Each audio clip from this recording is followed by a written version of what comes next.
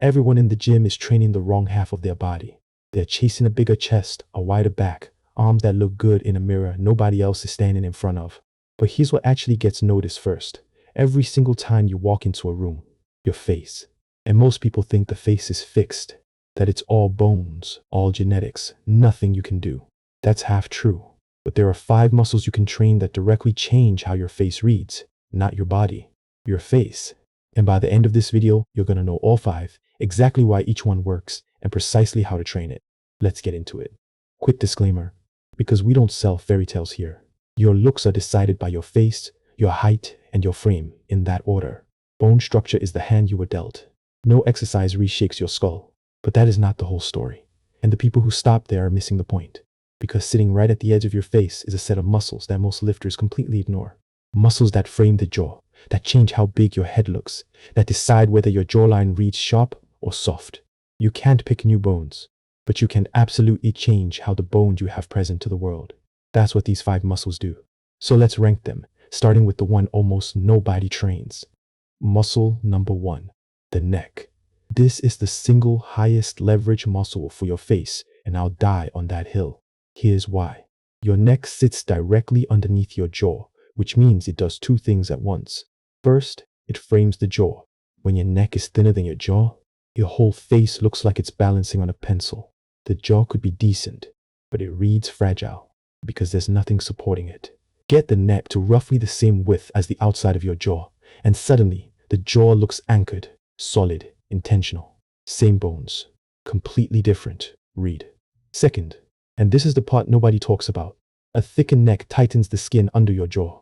There's a cosmetic surgery called a neck lift that does exactly this, costs thousands, and a developed neck mimics a slice of that effect for free by filling out the space the skin wraps around. This is why guys who train neck look leaner in the face at a higher body weight. To train it, you do 3 things, twice a week. Weighted neck curls, chin to chest, lying on a bench with a plate on your forehead. Neck extensions, the opposite direction, face down. And side neck isometrics, just press your palm into the side of your head for 3 bursts of 4 seconds. Start light. The neck responds fast, but it punishes ego. Most people see a difference in 8 to 12 weeks. Muscle number 2, the masseter. This is your main chewing muscle, and it sits right at the back corner of your jaw, exactly where a strong gonial angle lives. Here's the thing most people don't realize. The masseter is a muscle like any other, which means it hypertrophies when you load it, and it shrinks when you don't. Look at anyone who spent years on a soft, processed diet, never chewing anything harder than a protein shake. Their jaw corner is flat, undefined, soft. Now look at populations that eat tough, fibrous, unprocessed food their whole lives. Wider jaws, stronger corners, more definition. That's not a coincidence, and it's not just bone, it's a trained versus untrained muscle. Now, the coke version of this is chewing gum for hours. That does almost nothing, because the resistance is basically 0. It's like trying to build your arms by squeezing a stress ball all day. What actually works is progressive resistance, a proper jaw training tool. The firm silicone ones, where you start on the softest resistance and work up over months, exactly like adding weight to any lift. 2 sets, both sides evenly, a few times a week. Do not go heavy on day 1. The jaw joint is not something you want to injure, and do not neglect one side or you'll build an asymmetry. Trained correctly, this is the closest thing to actually changing your jawline without a surgeon. Muscle number 3, the traps. Now you're probably thinking, the traps aren't part of the face, and you'd be right. But this is about how your face reads, and the traps run one of the most powerful illusions in the entire look. It's the head size illusion. Your head looks big or small, only in relation to what's around it. Skinny neck, narrow shoulders, small traps, and your head looks oversized, almost bubblehead.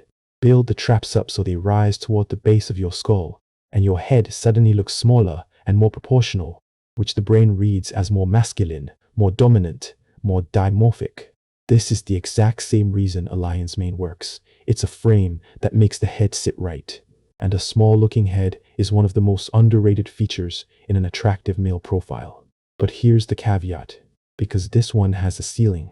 You want upper trap development that supports the neck and frames the head, not gigantic traps that swallow your neck and round your shoulders forward, which is the classic gym cell look. So the move is shrugs and heavy carries, controlled, for moderate reps, and you stop well before your traps start eating your neck. Frame the head. Don't bury it. Muscle number 4, the shoulders, specifically the side delts. And again, this is a frame muscle, but it might be the most important frame of all, because your face is never judged in isolation. It's judged against the shoulders it sits on. A sharp face on a narrow, sloping frame gets discounted. The brain reads weak. The exact same face on wide, capped shoulders reads powerful, healthy, high status. The shoulders are the canvas, and your face is the painting. And nobody hangs a good painting on a broken frame. The side delts are what create actual width, the horizontal line that makes your shoulder-to-head ratio pop. And unlike your clavicle width, which is pure bone and pure genetics, the side delt is muscle, which means it's yours to build. The best movements are lateral raises, done with strict form and a lot of volume over time, and any kind of overhead pressing to add mass underneath. This is the one muscle on this list where you genuinely can't overdo it for looks. Wider is almost always better because it improves the ratio your face is measured against. Build the frame, and the face you already have gets an instant upgrade. Muscle number 5, and this is the one that ruins everything if you ignore it. Your posture chain, the rear delts, the deep neck flexors, and the mid-back. Here's the brutal truth. You can build all 4 of the previous muscles and still throw it all away with forward head posture. You know the look, the head jutting forward off the shoulders, from years hunched over a phone and a desk. Forward head posture does 3 ugly things at once. It collapses the neck you just worked to build. It destroys the jawline by softening the angle between the jaw and the throat.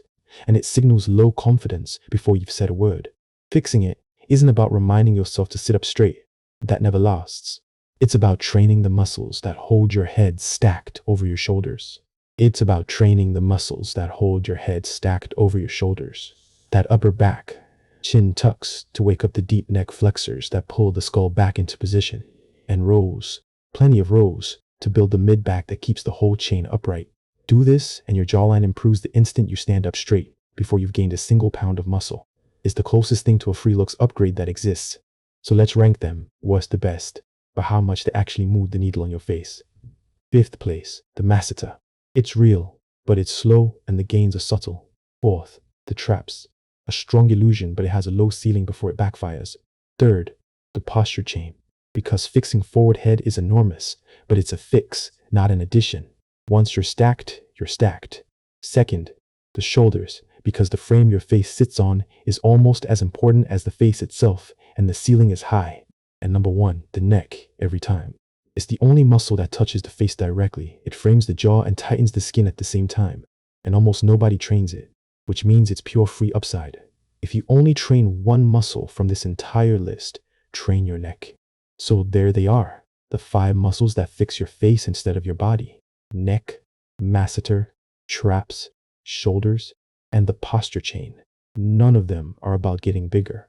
All of them are about getting your face to read the way it should.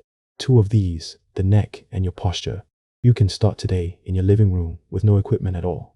So there's no excuse. Pick one, start this week, and watch how differently the world starts treating you. And if you want the deep dive, the very first muscle on this list, the neck, has its own full breakdown. It's the video on screen right now. I'll see you in the next one.